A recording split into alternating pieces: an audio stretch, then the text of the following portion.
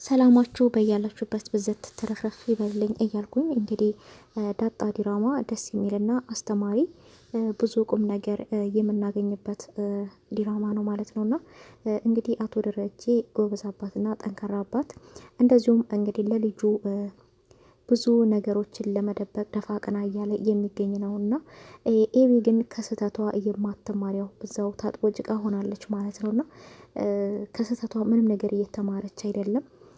ስለዚህ እሷን አሳልፌ ለህግ መስጠት አለብኝ እያለ ይገኛል አቶ ደረጀ ማለት ነውና እንግዲህ የሰው ልጅ ይሳሳታል፣ ተሳስቶ ደግሞ ከስህተቱ ይማራልና እሷ ግን ከስህተቷ አልተማረችም።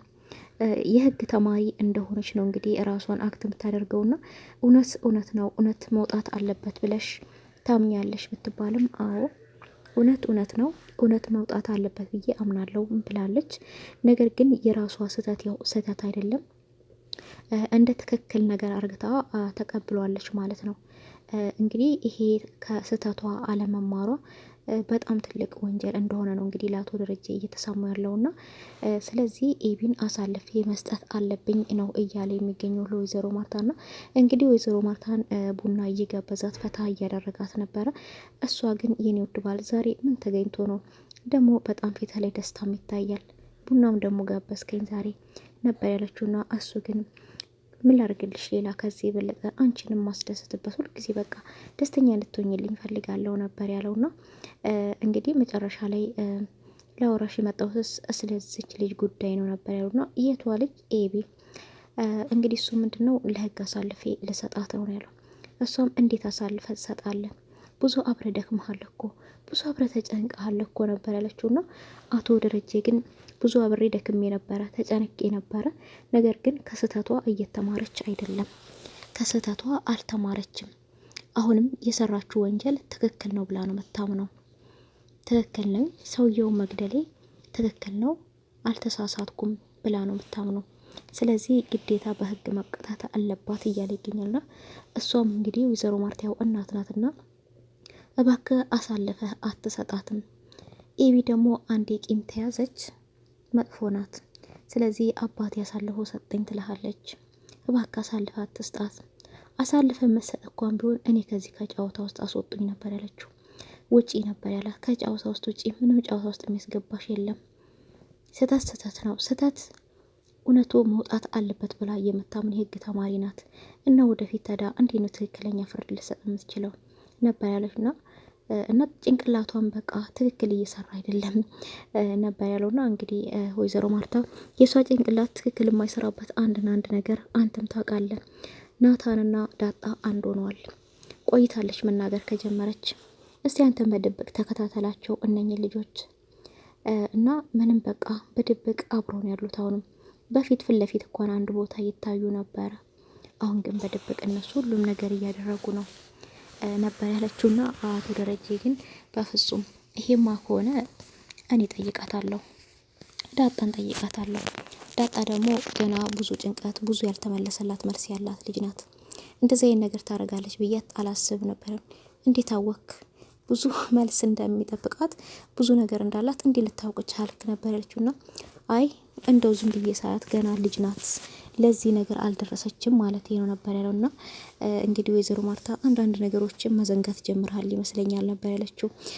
እንግዲህ እሱ ያው በጫወታ ማል ወይ ደግሞ በንግግሮች ማል አንዳንድ ነገሮች ያመልጣቸዋልና አቶ ደረጀ እንግዲህ በጫወታ ማል አንዳንድ ጫወታዎች እያመለጡት ይገኛሉና ቢሆንም እኔ ዳጣ አትደብቀኝም ቁጭ አርጌ ጠይቃታለሁ፣ ከናታን ጋራ ግንኙነት ካላቸው ናታንንም ጠይቀዋለሁ ነበር ያሉና እሷ እውነት ሊነግሩ ነው ብትለው ይነግሩኛል ምንም አይደብቁኝም ብሏል ማለት ነው። እንግዲህ አቶ ደረጀ እንግዲህ ናታንም ከዳጣ ጋር ለጊዜው ያው ደስተኛ ነው።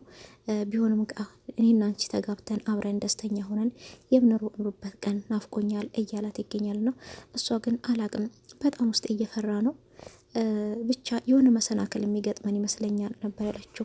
እሱም ምንም መሰናክል ቢመጣብን እንኳን እንቋቋማለን እያለ እንግዲህ እያበረታታት ይገኛል ማለት ነው። እንግዲህ ዘበኛ ተቀጥሯል። ዘበኛው የተቀጠረው ውሃን እንዲጠብቅ ነው። ወይዘሮ አቤጌል ግን ያው አርጁን የሚባል ሰውዬ እዚህ አካባቢ ይመጣልና ሲመጣ ወደ ግቢ ያስገባውና ድብድብ አድርገው ወይ ግደለው ነበር ያለችው።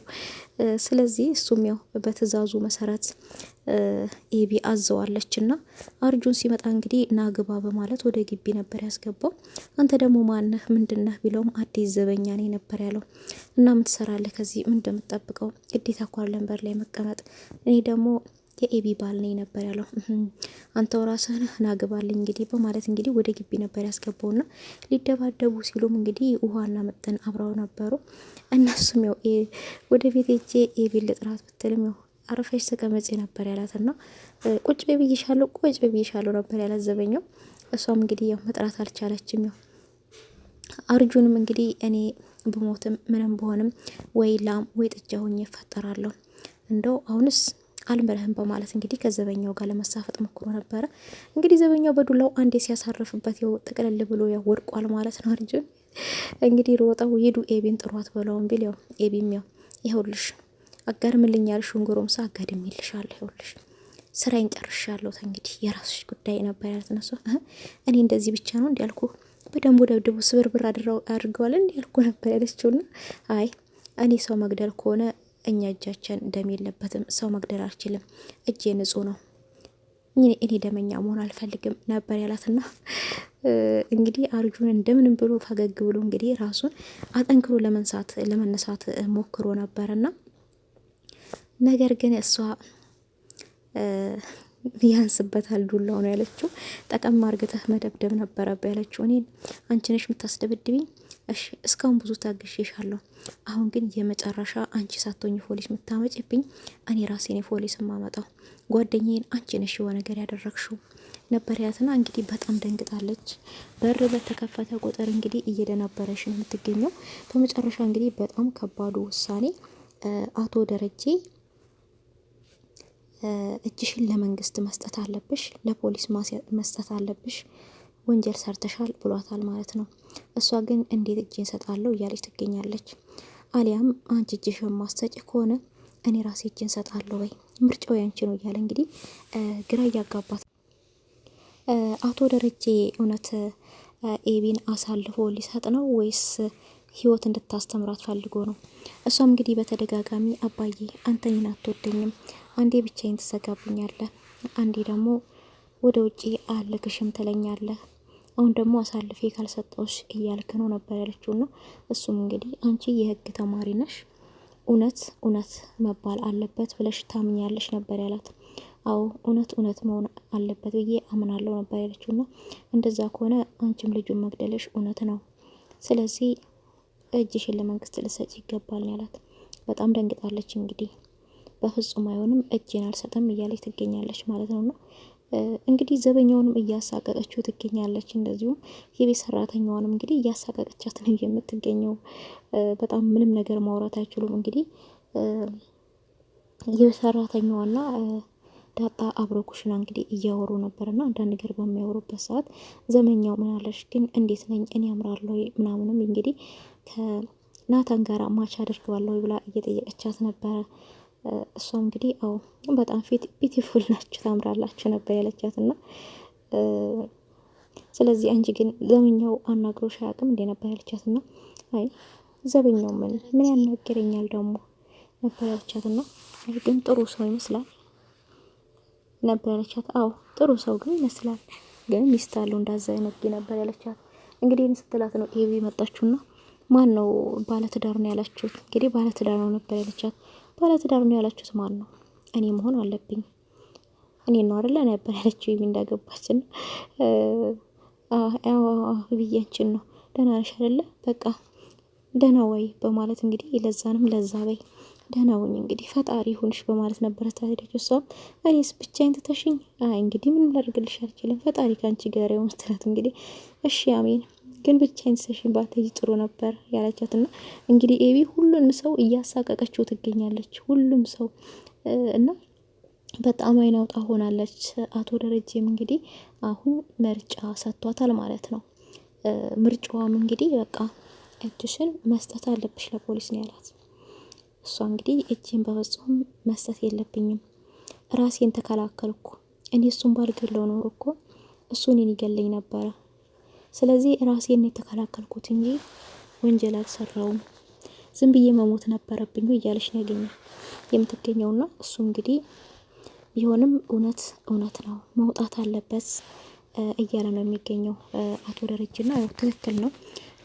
ግን እሱም ያው እሷን አሳልፎ መስጠት ፍላጎቱ አልነበረውም። ምክንያቱም ከህይወቷ እየተማረች አይደለም።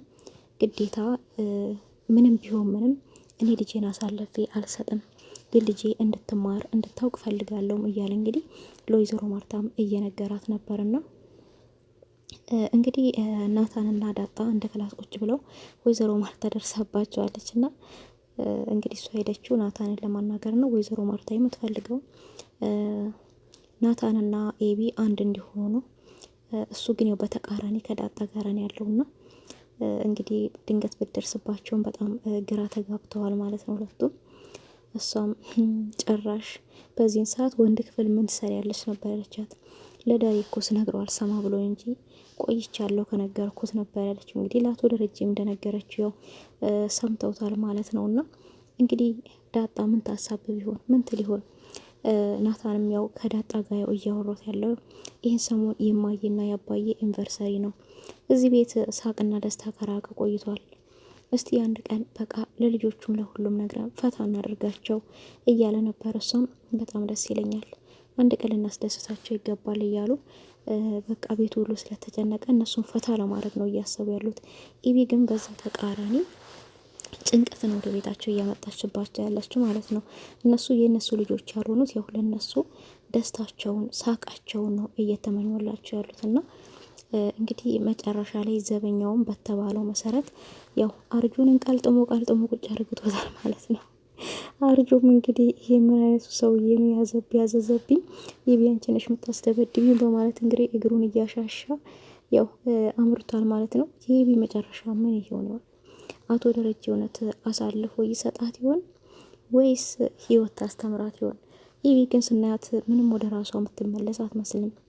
በጣም ቁጡ፣ በጣም ሀርድ ናት። ቁጥጥር ገና ያላገባትን ሰው ላይ በጣም ቁጥጥር የምታበዛ ሴት ናት። እንግዲህ አሁን እንደምናያት ማለት ነው። ናታንም እንግዲህ ከዳጣ ጋራ ለመጋባት ወስኗል። ደግሞ አባዬና የኔ አባት መዛመድ ዝምድናቸውን ከጓደኝነት ወደ ዝምድና ማሸጋገር ይፈልጋሉ። ስለዚህ እኔና አንቺ ብንጋባ ደግሞ ማንም የሚጠላ የለም ነው እያለ ያለው። ነገር ግን ያው ወይዘሮ ማርታ የምትፈልገው ከዳጣ ጋር እንዲጋባ ሳይሆን